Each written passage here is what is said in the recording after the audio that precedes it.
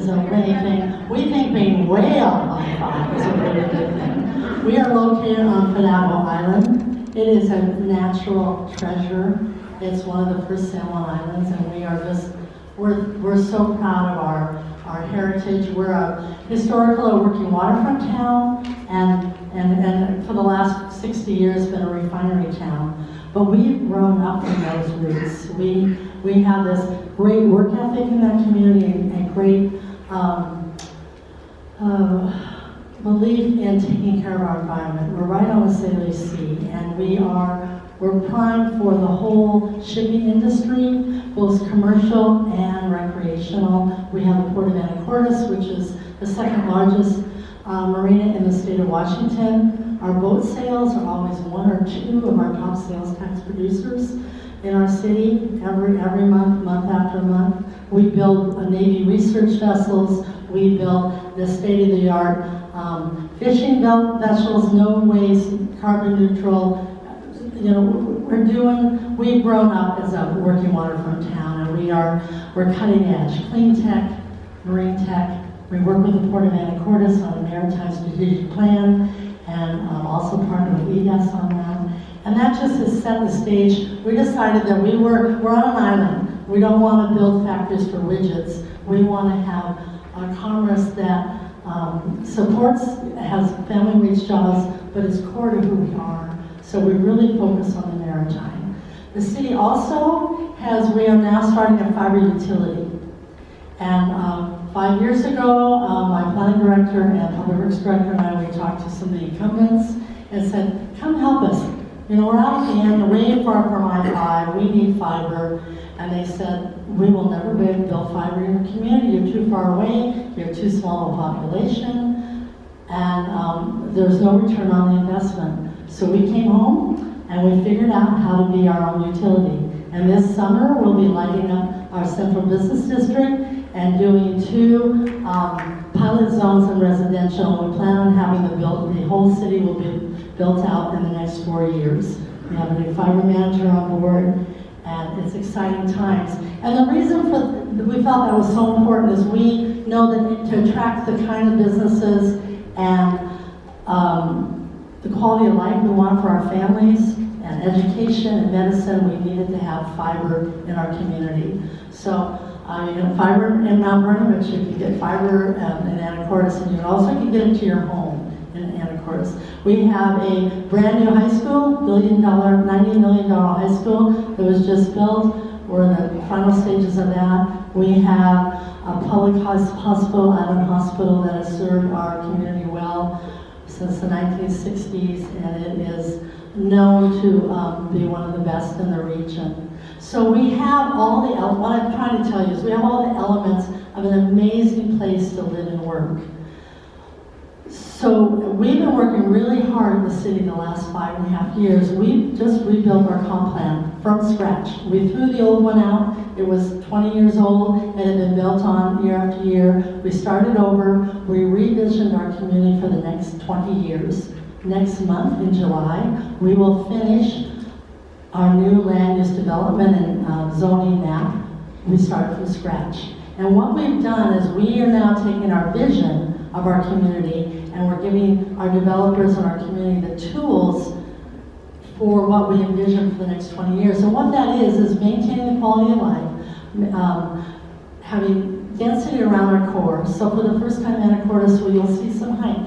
You'll see some multifamily. You'll see things you haven't seen in Anacortes because we don't want sprawl. We want our 3,200 acres of forest land to stay forest lands. We want our beaches and our maritime areas, our marine areas to stay that. So the only way we can support population, and we know we're going to get probably another 4,000 folks over the next 20 years, we need to do this density. Right now we're sitting at about just short of 17,000 people in the city of Anacortes, 25 probably on the island, Fidalgo Island. We've also been working really hard on our infrastructure. We've devoted a couple million a year to our roads, our water, and our sewer lines. So not only have we built a new foundation with our development code and comp plan, we're literally building a new foundation and then putting in the next generation of technology with fiber. So that being said, I know you won't get to the opportunity zone, Larie. So our opportunity zone is what we call is along South Commercial. So it's our commercial area of town. It's when you first come into town. It's kind of what I think of looks more like 1960s. It's the one part of town that we haven't really spent a lot of redevelopment and energy on yet, but it is prime. It just sits up a little where you can get a view of the bay and Baker. It's got some great businesses. It's got some older homes. It's prime for hotels and multifamily and multi-use. And I'm going to let Dawn go into that in a moment. But I'm so excited because we've got everything else that's going on. And this is the one area of town that I see that we can take care of the biggest challenge I have as mayor. And that's affordable housing for my young families, working families that want to work at the shipyard, that mom works at the high school or the hospital, and they want to raise their kids there. We have beautiful neighborhoods, but the cost of housing in Anacortes has gotten to be ridiculous. So we would like to provide affordable housing, and we know that this opportunity zone provides some of those opportunities along with some other things. So I'm just a proud mayor of Anacortes. It is the best little town west of the Mississippi. And every new business that comes to Anacortes, truly we exceed their expectations. They go, well, it took me 10 years to get here, but we've already surpassed. So if you make the investment in Anacortes, you will not be disappointed. We have quality of life. We have people that will surround you, both in the city. We also do the Free Development Regulation Review Group. We'll take care of you, and we are primed for this redevelopment of South Commercial. I'd like South Commercial to look like our old town. If you've ever been in Old Town or a central business district, it is authentic, it's sweet, it has got incredible restaurants, it's got art galleries, we're a destination. So I welcome you to come to Anacortes and invest. Call Dawn up, call myself up, we'll give you a tour. We'll do whatever we can to make this work. So Don, do you want to give them the nuts and bolts about that zone? Thank you. Thank you, Mayor. Nuts and bolts. Following that was very good, thank you. So, Opportunity Zone, Anacortes, you see is from 20 encompasses, as the Mayor mentioned, our South Commercial and corridor. So we've been working over the past few years with WashDOT to kind of re-emphasize South Commercial. What should it really look like? Right now it looks like pavement and concrete. We're looking at some medians and landscape strips on both sides.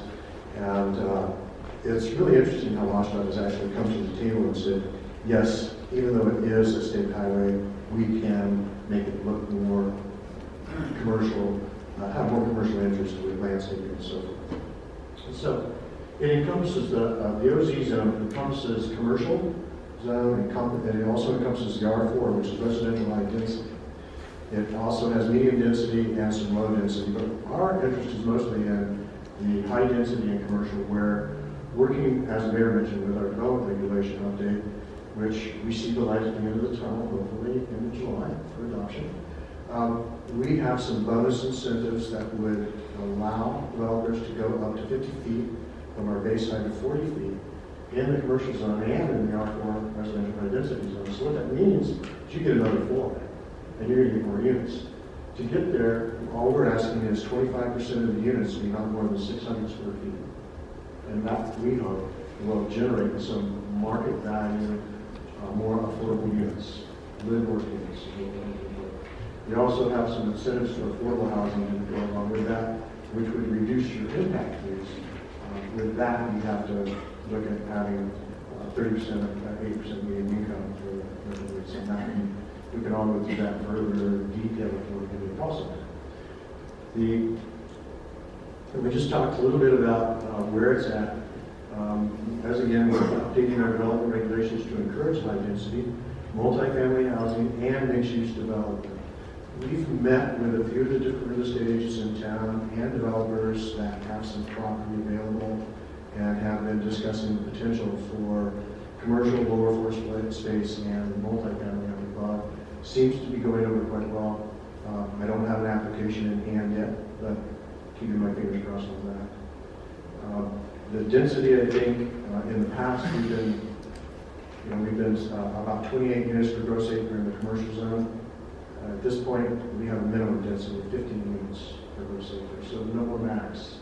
So I think, as Ms. Pedro mentioned earlier, if you can park it and landscape it, you can build it. And that's kind of where we're at right now as well. So I really don't have much more on that. What I'd like to offer is we have a map on the table in the back. We have some handouts along with that. My business cards, the mayor's business cards. Please feel free to call us, stop by and visit. We can go through whatever you're thinking for a project. We also have a review process pre-application conference. It's free. Spend about an hour of our time to work with you through the projects, or we can just sit down personally and do that. So thank you.